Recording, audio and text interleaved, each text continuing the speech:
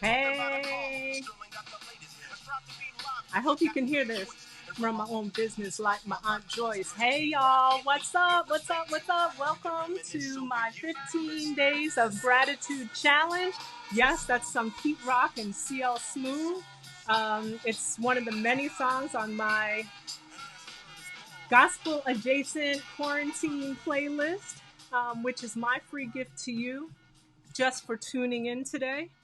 And yeah, you know what? Let me handle that business like my Aunt Joyce, like the brother says in the song, and drop the link in the comments for you right here, right now, real quick. Boom, there it is. So you should have that. So thank you so much for dialing in, for tuning in, and if you're new here, if this is your first one of these, this is day 9. Welcome to day 9 of my 15-day gratitude challenge. I told everybody that I would have something for everybody on my playlist, on my quarantine playlist, my gospel adjacent quarantine playlist. So um, I got a lot of love from my club heads yesterday for playing some Just Us by 2 Tons of Fun. So I thought I'd throw a little something in there for my hip hop family. There's other hip hop tracks and there's other house music and club music tracks on there too. Along with some R&B and just a little classic jazz, just a little bit of everything on there. There's even some rock and roll. So anyway, check that out. My gift to you for being here because I'm grateful for you tuning in. So the last 8 days have been busy. We've covered a lot. We've talked about being thankful for relationships, even the bad ones. We talked about being thankful for creativity, for time, for technology, for leadership, for teams and teamwork, for movement, and for purpose. And um, tonight, tonight's topic, I'm gonna segue. You know, it was great because purpose is the perfect kind of setup for tonight's topic. Because tonight we're going to talk about being thankful for confidence. Yeah, confidence, swagger, je ne sais quoi, whatever that thing is, right? That makes you step into your value. You know how important you are. When confidence is that quality, at least this is how I think about it, at least when you know your worth, you know, regardless of what anybody else says or does, you're like, I'm okay because I love me and I know what I'm bringing to the table. Confidence is that thing that allows you to say no.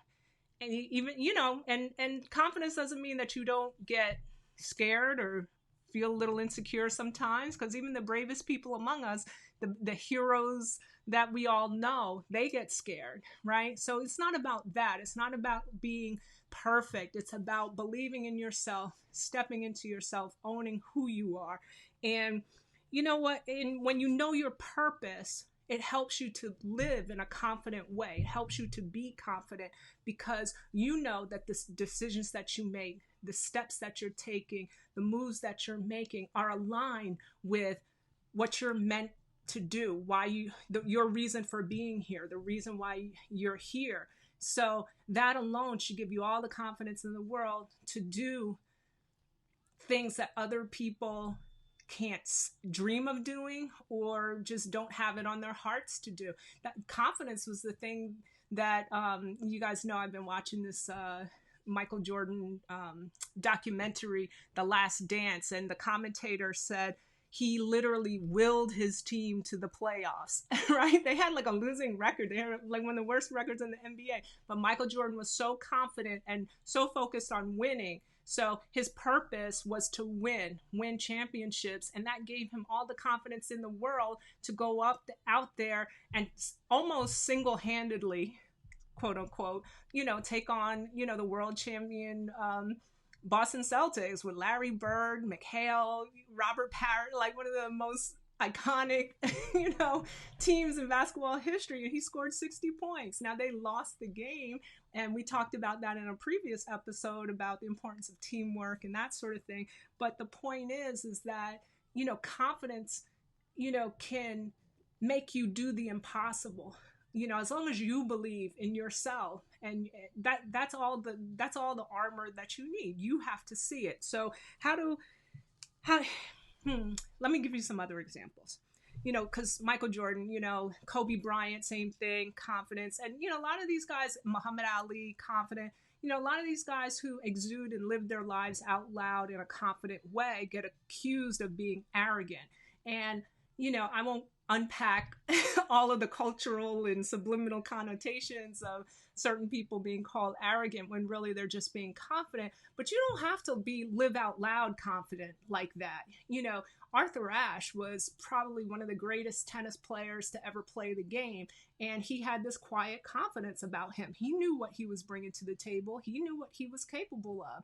And having a quiet confidence doesn't mean that you don't show emotion when you get excited and when things go your way or whatever. My point is that you don't have to run around telling everybody how great you are. You don't have to get your Muhammad Ali on and tell people when you're going to knock them out and in which round and which punch and stuff like that. That worked for him, and he was able to back it up, right? But you can find your own way to get in touch with your inner swagger, and just make sure that you know your worth first, because when you know your worth, you can artfully and skillfully remind other people of your worth. But you know what? I got a friend. He's not a friend. He's a friend in my head, as as Wendy Williams would say. But maybe this can put it in better context for you. So this is a song on my gospel adjacent quarantine list that I absolutely love. And the reason why it's on here is because it's all about confidence. Hold on. Can you hear Mr. Lou Rawls? He sang this song talking about you'll never find another love like mine. And he's like, I'm not bragging. I'm just telling you the truth, right? In this song, he knows his worth, and there's nothing wrong with you knowing your worth and reminding somebody else of your worth. Hold on, I'm gonna let Lou sing us in, then I'm gonna drown him out. But this is on the play. You'll never find, right? And it's okay for you to have this kind of swagger when you go to work. Know that your boss will never find somebody who's like you, right? Because God only made one of you, right? So anyway, I just had to put that in. So check out the gospel adjacent playlist. But I love that song because, he's not bragging. He doesn't raise his voice. He doesn't put anybody else down, whatever. He's just saying, yo, I know my worth. And you know what? This little ditty right here is my way of nicely reminding you of my worth and the fact that I know my worth. Because sometimes we have to remind other people of what our worth is. And that's part of being confident too. So when your boss comes in and is working your nerves or whatever the case may be, just rest assured, know that, if you left, when you leave or whatever, if that's the plan, or that client that's driving you crazy, if you have your own business, that thinks that, they're doing you the favor, know your worth. Be like, you know what? You'll never find another employee like me or another agent or another coach or another vendor or consultant like me, no, yeah, there might be other people who do what you do, but there's nobody who's going to do it the way that you do it, because you are unique. There's only one of you. Okay. So step into your confidence. And, as far as the homework portion of the program, yes, at the end of these, before I sign off every night, I give you guys some homework, because I spend the first part of the broadcast talking about how I think about certain things, and then I close out with some tips or homework. But so tonight isn't going to be necessarily actionable stuff. This is going to be more about how can you build your confidence, okay? Let me just cover, I'll give you 4 quick things, right? I just kind of was thinking on this before I signed on as I was listening to some Lou Rawls, getting in touch with my inner, you'll never find another person like me. getting in touch with my inner Lou Rawls before I signed on tonight. Number 1 is we have to stop the negative self-talk. Don't do it. Right? If somebody asks you how you're doing, say I'm doing great. Right? Don't put yourself down.